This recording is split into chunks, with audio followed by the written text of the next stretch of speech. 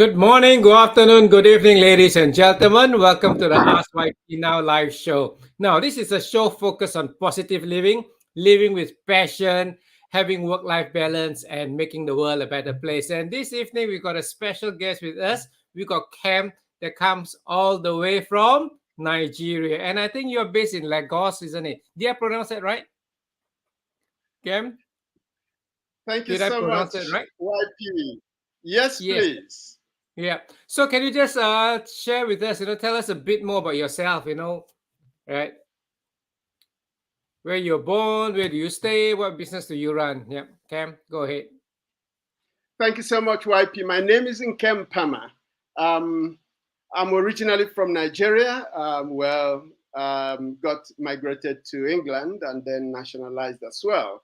But I'm a business coach. I also advise on leadership and strategy. So my life actually revolves around business growth and everything that supports business owners and business leaders to achieve greatness, increase profitability over time. A little of my background, I had a career. I started my career in banking. I spent Oh, about okay. 18 years in banking, yes. But it was all within finance. And then that got me exposed to looking at the accounts and seeing what entrepreneurs are doing and how to support them over time. So that's actually what brought me here. I am presently in Lagos, Nigeria. Um, and I shuttle between Nigeria and Cambridge, where my family lives. Oh, okay. Oh, I didn't realize that. So there's kind of a long commute, isn't it? Absolutely. Yeah, yeah. So I remember about 2 weeks ago, you were missing for a while, okay? You were missing in a while. I couldn't get hold of you. And then about 2 weeks ago, you shared with me, YP, I'm back, and you shared with me some shocking news, okay? Right. I could feel the cold shivers running down me when you shared with me what happened to you. Can you share the story with our audience? What happened to you? Okay. Well, YP, it started on the 6th of February. It all happened on the 6th of February, to be honest. I was traveling back because during December, my wife came down to Nigeria. So in December, we traveled to the village to spend our Christmas vacation with family members and all of those. So on the 6th of February, we were heading back to Lagos. Mm-hmm. Actually, I came from the tribe in Nigeria that is called Igbo. So we are from the southeastern part of this country, Nigeria. So as I was coming, I think you probably have read about insecurity here and there in that part of in Nigeria. So as we were coming back, we got to a town after my state in Imo State. We got to a town where that is called Olu. It's about 7:45 in the morning. Okay. We were heading to. I was the one driving. My wife was in the car. My sister was in the car, and my sister-in-law, my wife's sister, was in the car Wow. as well. So it was myself and three women. So these guys came on the road with their guns and machete and then stopped us. I actually stopped. And they pointed, the one in front pointed his gun directly at me, right in front of, piercing through the windscreen. He didn't shoot, but he was just there, Mm-hmm. staying looking. And then the other guy by my side said, wind down, wind down. And then I wound down the glass. I didn't know what was happening. I didn't know who they were. So I wound down and he said, wind down, wind everything down. So I wound down. I got to the half. He said, wind down. Are you stubborn? Wind down. I said, wind down. So I wound down everything, the glass. And then the conversation started. They were like, where are you going? Who are you?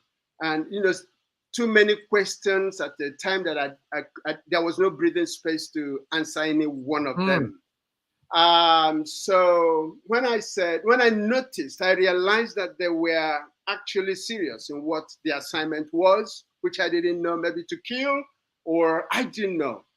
Initially, I thought they were policemen, but the way they dressed, they were not policemen. They Mm. dressed in a way that, so they were not policemen, they were not soldiers, And my thought was, could this be a faction of the IPOB? And it wasn't. I couldn't make it out. Mm. So at that point, I had to really caution myself to be careful with them. So I was ready to comply. I was ready to do whatever they were asking for that was necessary. And then they Mm. started asking, "Where are you going?" And I said, we're going to Lagos. The other one was asking, "This is how you people disguise? This is how you people disguise? We're going to kill you here now." And Wow. yeah, and I said to him, "Why would you kill me?" I lowered my tone and looked to his face, to his eyes, and I said, "Why would you kill me?" Then I changed, and when I realized that they were Igbo people like me, I started speaking my native dialect to them, and I was asking him, "We're the same people. Why would you kill your brother?" He Mm. said to me, "We're not the same. That's the way you people disguise. Do you know how many of my boys they killed last week? Do you know how many of my boys they killed last week?" And so I was trying to make out what he was saying. Mm-hmm. Maybe they were attacked, maybe, another group or something, or government, or, so I couldn't really make out. So when I noticed anger, bitterness in them, and the spirit of retaliation. They wanted to, you know, um, Revenge, is it? Yeah. revenge. That's the word. Thank you so much. They wanted to revenge because it was busy asking me, "Do you know how many of my boys they killed last week?" And there were like Mm. 15 of them, you know. Mm. So I told him, I don't know, I wouldn't know. But you see, we're innocent people. Mm. And he said, "Come out." So I stepped out, stood by right in front of him. And then I noticed my wife was screaming at the other end because she opened the car on the right, from the right, the passenger side, and then stepped down, probably going to pacify one of the guys, the guy that was pointing in front. What happened was that the guy hit her chest with his headbutt, Mm. and then um, she got some bruises on the chest, and then she was screaming. And at that point, I knew that something was about to happen. They were deadly. They were on deadly assignment, and so I managed to control myself because at the initial time when I had her scream, I wanted to run because she screamed and started stepping backward and backward and backward to where people were, because it was just, I can't say a town square, because Mm-hmm. people were buying things they were selling in the morning, bread. They were selling bread. They were making other things, brisk business in the morning. So there were people. There were people around in the Oh yes, surrounding. Oh, like a okay. pole, half a pole Mm. from where this was happening. They were looking at us, Mm. But the thing is, maybe they are from their community, they wouldn't do anything anyway. So my wife Mm. was walking that back to us.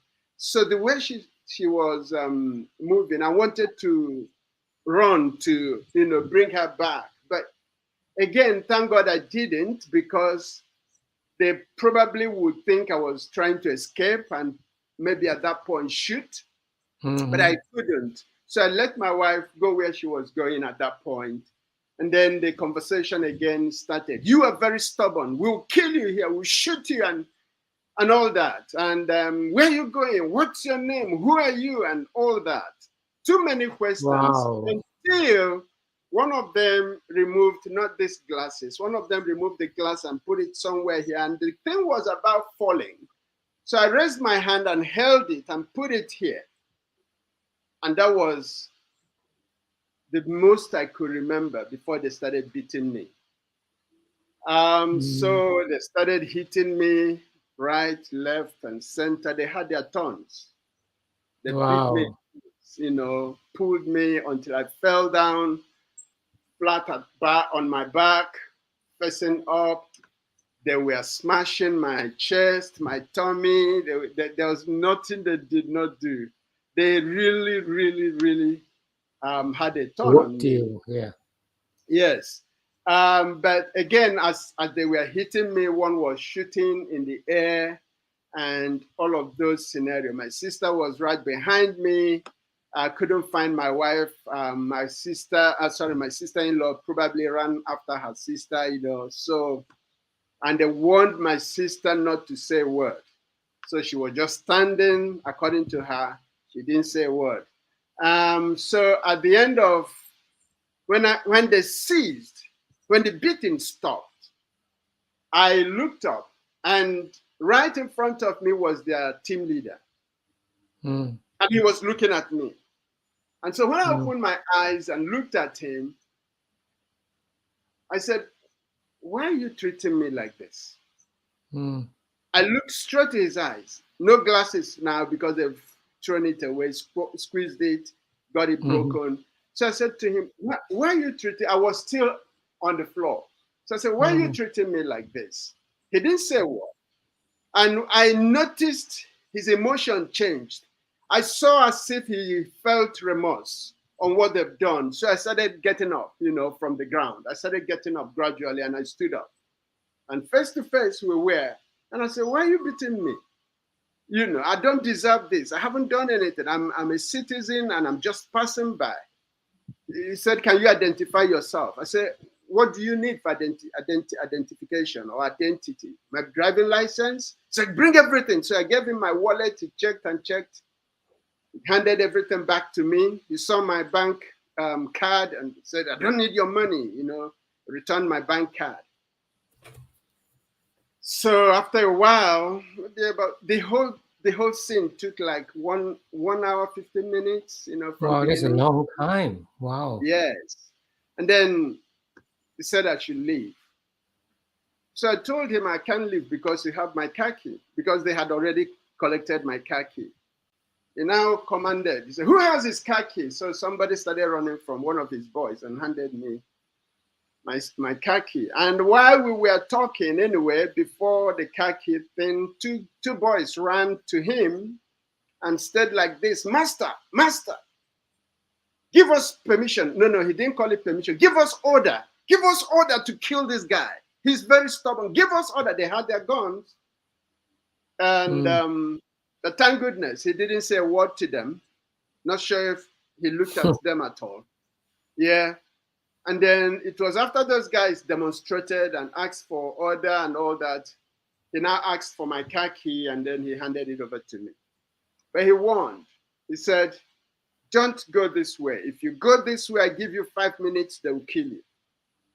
He said, "Because the group in front will not do what we have done with you.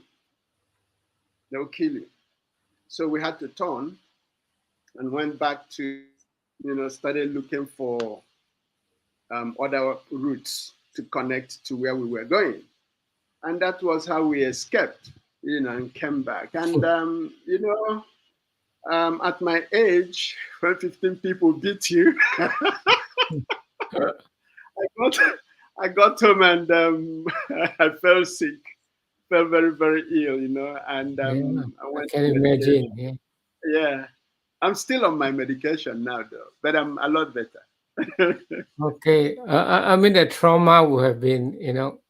I can't imagine, Yeah, the trauma that you just went through. Oh, gee. yeah. Okay. But we traveled on on Sunday morning. So when we came back, got home, about 6:30 p.m. We got home here. We got to Lagos. So we went to bed. By about 3 a.m., I woke up to ease myself, went trying to go to the toilet. I noticed that I was feeling dizzy, I was falling. So I had to hold the window right in front of me. And I was suspecting, I had forgotten what happened. I was asking myself, where is this dizziness from? They said it's lack of blood. I mean, I shouldn't be Mm, lacking blood, So I was asking myself until I now realized what happened. I gradually sat down. And so that time I was having that problem. I wasn't turning at all. If I want to bend my head, the environment, the bed, everything would be spinning, Mm. until I went to the hospital. Wow. Yeah, it was that bad. Gee. As you share the story, I could. You got a very vivid way of sharing the story. I could, imagine every single step that went through you. And what really amazed me is your ability to stay calm. From the way you shared, if you had lost your cool, if you have not held everything together, up here, you could have lost it all, you know. Absolutely. Uh, that actually helped me because over time I've developed this uh, um, ability to manage myself, call it emotional intelligence or whatever, in the face of difficult times. So Mm, that wasn't a problem for me because it began when they started hitting me. When I had the mm, first slap, I had the second, I had the third, and I knew something was going to happen. So I kind of blanked out.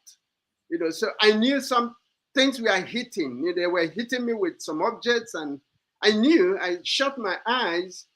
Um, but the effects were coming. Just that I didn't feel like somebody who was. I wasn't screaming. I wasn't.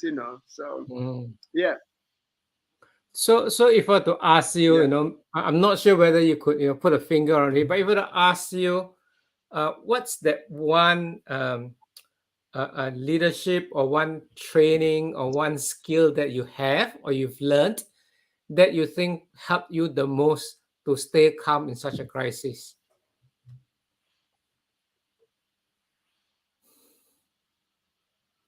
Hmm. Well, what there's something we call leadership presence or Okay. presence, being present. So being here and being present. Um, when that happened, I can recall vividly everything that happened. So I was calm. Mm, I was very calm. I wasn't panicking at all. mm, If that is a leadership quality, yes, I demonstrated that. And talking about leading in crisis or leading in times of crisis, I think it's important for leaders to be calm in the face of crisis. Now, being calm means trying to understand the environment, your own mhm, environment, and the other individual's environment. mhm, Being able to listen, to understand what they're saying, so you'll be able to respond to them without making mistakes or saying things that could aggravate the issue, right? mm, So, in terms mm, of being calm, yes, I was calm. I managed to understand what they were saying. Hence, I was able to start asking him why I deserve all those, you know. mm. So Um, was your conversations with them all along in your native language? no, no. It looks to me as if the guy was educated. He Mm-hmm. wasn't even speaking. There is something we call um, it pidgin English here. So Okay. it's a combination of local dialect and English, right? He Okay. wasn't. He was majority of his boys were speaking that, but he was Mm. speaking pure English, Okay. real English. Yes. So he was Mm. refined in terms of. I think he was educated. Mm-hmm. You know. Yeah, it Mm. wasn't all in my dialect. But again, when I want to attract emotion, I'll start speaking to him in my language. Mm. And Yeah. that builds the rapport and the empathy, isn't it? How can you? I mean, it was amazing, that instead of responding in total fear or total anger, these would be the two extremes most people fall into. you were able to ask them questions is, what did I do to deserve this? So you're eliciting an emotional response of them, of remorse, that was really very sharp thinking. Thank you so much, White. You know that if I recall my trainings around emotional intelligence, there are four skills. The Okay, first, what are the they? first, yeah, the first is self-awareness, right? Mm-hmm. Now, self-awareness followed by self-management, Mm-hmm. and then the third one is social awareness, and the fourth and the last one is relationship management. Now, Okay. if I take a bit of time to explain this, I hope you don't mind. Yeah, go ahead. Yeah. Okay, so self-awareness requires you to understand the situation you're in. So Mm-hmm. when I noticed they were all armed with guns, I didn't freak out because every policeman on checkpoints on the road, they're all armed with their guns. So that didn't make any difference to me. But Mm. it was when the language changed, when I saw their body languages, that I realized that no, these people are on a different mission. Mm. So I was aware how my perception of them, what my perception of them was, and that actually helped me to comport myself to pay attention to what they were saying. Now, self-management, okay, that was self-awareness. Now, self-management was in the issue of the way that I received the messages, their communication, because I was able to listen to them and not say a word to interrupt them. I respected them. I was polite to them. I didn't shout Mm. at them, right? So all of these were my own way of managing myself so I don't get into more trouble or put my passengers into more trouble. Now, social awareness is the opposite. It requires me to also understand what they're doing, where they're coming from. So when I asked why he was treating me like that, the first statement he made to me was, "Do you know how many of my boys they killed last week? Do you know how many of my boys?" Who was that aggressive. Mm. And so till today, I still think that they were on a revenge mission, right? Mm. They were feeling haughty because maybe whoever, I don't know, the authority that killed them or killed their people. So I also had empathy on them. I felt for the guy because for him to mobilize 14 men and arm them, they may have gone through training, they must have gone through a lot to be able to Mm. get to that point, right? So I Mm. tried to imagine what they were in. I tried to have their own perspective as well to help me. But again, all of those helped me in the fourth part, which is relationship management.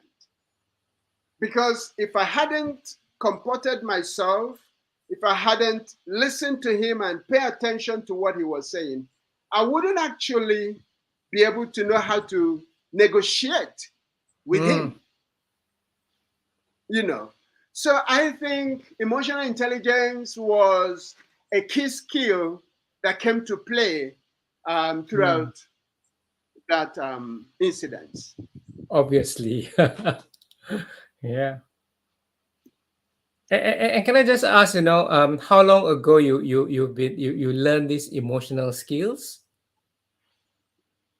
I think I started the first time I heard about emotional intelligence was I think in 2013, and Okay. I took a course on that, and I I went through this guy's book. Oh, okay. Yeah. This is a powerful book on Mm-hmm. emotional intelligence.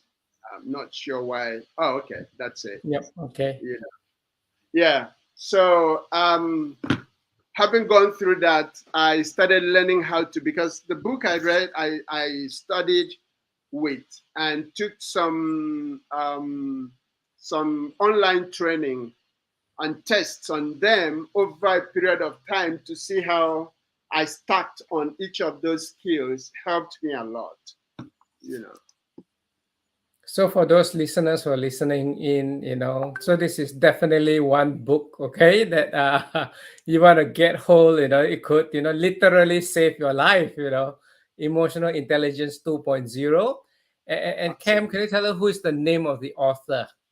The author, there are two authors here, Travis Bradbury and Jean Greaves. These are the Okay. two authors. I Travis, yes. wouldn't want to try to pronounce their names, but yeah, I'm sure you can go to Amazon or any of the bookstore, and I've seen this book in the bookstore. So yep, and I have a Great copy book of indeed. Emotional Intelligence, but not the latest version. It's the older Not version. this one. This Yes, is 2.0, yes, yeah. yeah, yeah. It looks like this is going to be another book to add to my library. It's so Yeah, nice and so it's so yeah. easy to read. Okay. Mm, mm. Wow. So this is how many, I tell you what, ladies and gentlemen, those of you who are listening into this, whether you're listening into this live or you'll be listening to this on the recording, please, this is a very emotional, uh, powerful sharing by Cam. This is I don't think, many of us, if any of us have gone through such a, um, such a trauma and experience that we are just seconds away from losing it all meaning losing our life. I'm still sweating, and sweating, what do you call it, cold sweat, listening to your story. Coach Wade, Yeah. yeah. Gee, I think after this I really need another strong cup of coffee to calm my emotions down. It's drawn Open into the up, eh? emotions. Yeah, and so, I'm going to ask you two more questions actually. Uh, so through this experience, okay, how has this experience made you to become a stronger leader? Um, yeah. You know, leadership is a game of risk. You envisage, you have a vision of where you're going, you don't know what you're going to meet there, right? So you take the risk anyway to tread the path as far as you believe that the vision, the image you have in the future is clear.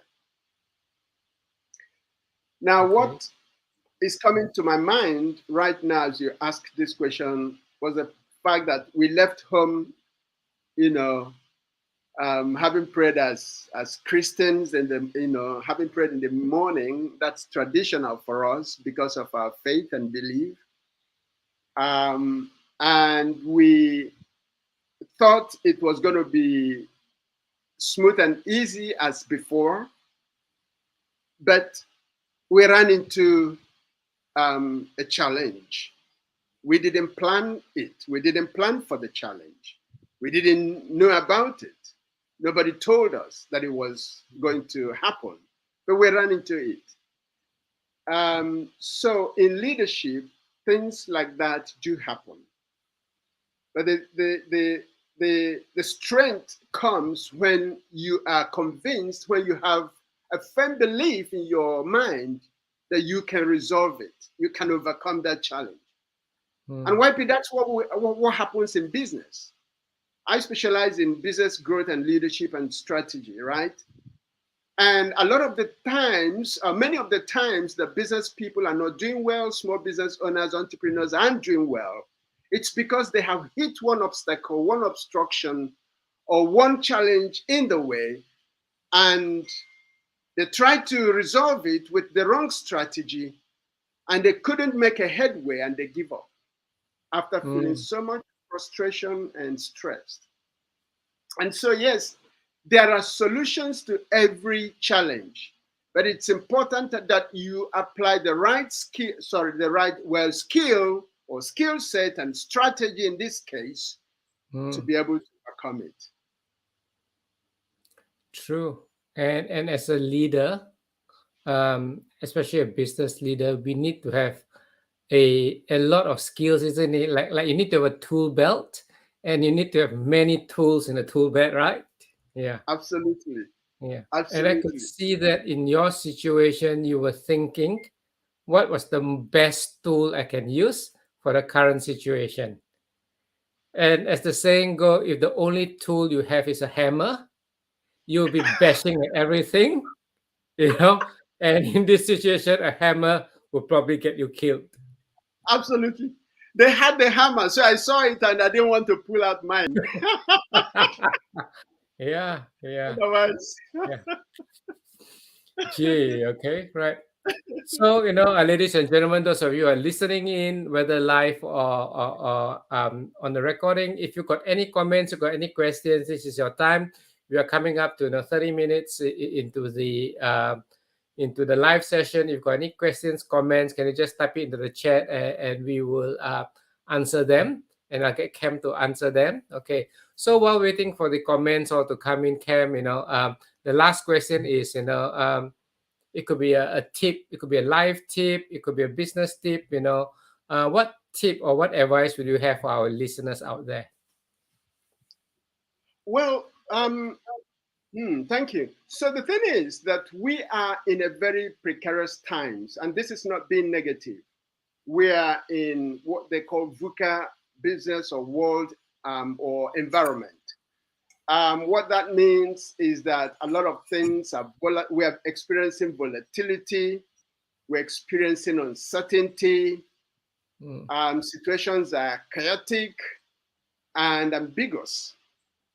So, for everyone who wants to really succeed, survive first, and succeed in the situations that we are in, especially those that are in business or leading other business professionals, you really need to be clear about your presence, where you are and where you're going. That clarity is important. If you miss that clarity, then there is trouble. A lot of people may call it having a vision or setting a goal from a vision, but you need to have somewhere that you're clear about that you're trading towards. Without it, there's going to be an issue. True. Yeah. And I suppose one thing that we can add in, because both of us are in BNI, is that, as we get the journey, we move on a journey from where we are to where we want to be. We don't have to walk Absolutely. the journey alone, isn't it? Right? Especially, now in use the word VUCA, or in turbulent times, you need a community around you, people that can support you, Absolutely. yeah, in terms of your life, your business, and that will make the journey so much easier, right? Yeah. And So talking do I about see any community. questions? Sorry, go ahead. Okay, sorry. Okay. So I Go was ahead, saying, Cam. talking Yeah. about, okay, so I was saying, talking about a community around you. Believe me, BNI has been so brilliant. Not only in my country, I know they are in the world. I know we are in the world, but what my people did for me was so amazing. They paid me a visit. They brought a lot of gifts. They ushered prayers, and they were so happy. And I didn't know I was that important to the chapters. So that support system we also need it as leaders in our respective endeavors to stay upbeat. Yep. Yep. Human beings, we are actually, as they say, we are community beings, or we are tribal beings. We work best when we are surrounded by the best people, right? Okay, so we are coming up to 35 minutes past. So this is coming towards the end of the show. For those of you who've put in some comments, thank you so much. I think we've got a few of our fan clubs in there, being very supportive. And I think maybe before I just share a few more things. How did the power of prayer come in? Because I think from looking at the comments in there, the power of prayer it had an important part in the outcome, right? So I think you should speak into it. Yeah. Did I have Cam just froze? Okay. Yeah, Cam, can you just share with us the Thank God. power of prayer? Prayer, okay? How important was prayer into the whole outcome of this event? Yeah. Well, if I tell you that I started praying when I ran into that problem, I must be telling you lies. I didn't remember to pray at that point. Okay. But I must tell you the truth. But I have a habit. Each time I'm leaving the house, each time I'm stepping out, whether it is stepping across the road to pick a loaf of bread or something, I kneel down and pray because you never can tell what Yeah. awaits out there. Yeah. So I grew up with that, and my belief in prayer is unshakable. So I know it helps. Okay. Yeah. Okay, so thank you. So, ladies and gentlemen, this is Roy Pillai here, your this is your work less and more expert. And you know what? Actually, tomorrow is Friday, the 4th of March. I'm actually running a boot camp. Okay, I'm running a 2-day boot camp to help people work 20 hours less and become 10 times wealthier. And I know this is sort of like a last minute, but if you are able to attend, I want to invite you. Okay, and invite you to come and join us at the boot camp. There's a little fee involved. Okay, and remember to use the promo code VIP special, and you get £100 discount off this ticket. Okay, so I look forward to seeing as many of you who are listening into this, at tomorrow's 2-day boot camp. And this 2-day boot camp is going to be life changing. You're going to pick up skills that will help you and your future generations. And there is actually a money back guarantee. That's why I'm saying that, there's no risk for you. Come attend the 2 days. If you don't learn anything, I'm more than happy, to give you a refund. Okay, so that's your money back guarantee over there, right? So that's the first announcement. The second announcement is this. Okay, so I'm sure you enjoyed today's show. I can guarantee you. No, let me say that again carefully. This is the most dramatic. Okay, we've run what do you call that? How many? We've run 16. This is session number 16, and this is the most dramatic of them all. Okay. So next week we're gonna have another speaker. Next week is not gonna be as dramatic, but it's so useful. Okay. So next week we're gonna look at the questions. Why should children learn programming? Okay, right. And this is with Dr. Christine. Okay, who is a lecturer. She is an expert programmer, and she helps children get ahead in life. Do you know that now in a new, I say new environment, people are talking about metaverses. People are talking about NFTs, and we've got young children already living in the world of the metaverse and the NFTs in a very positive way. So come next week and learn all about, why children should learn programming. Okay, right? So that's for next Thursday. So the Ask YP live show is on every Thursday. It's 7 p.m. Singapore time. So in uh, Western African time, it's going to be 12. And I think if it's EAT is what? EAT is 11. Is EAT 1 hour behind? Yeah. Okay. Right. And So, I'm not sure. Okay. So whatever I, time you I listen to don't know. this, it's going to be on every Thursday, right? And you checked out either in Facebook or LinkedIn. The titles is coming up every week. Okay. Yeah. And to say Yeah. thank you, to every one of you who attend this show, please get a copy of my free, ebook. I've got a book written 10 proven strategies to work less and more. And this book is actually available on Amazon. But I'm not asking you to buy. This is a link to get your free copy. So avail yourself to a free copy, whether you're listening to it live or you're listening to recording of this. I want you to be able to work less and more so that you can spend more time with your family, chasing your passions, and having the resources to make the world a better place. Okay. So with this, I'm gonna, wish you. Let's wish everybody a good the rest of the day. And in my case, people in my part of the world is a good evening. Okay. So bye bye, Right. and Ken can just stay back. Right. You can have a It's little chat good after this. afternoon, Okay. everyone. Bye. Everyone. Good evening in YP's country. Thank you. Thank you so much, YP.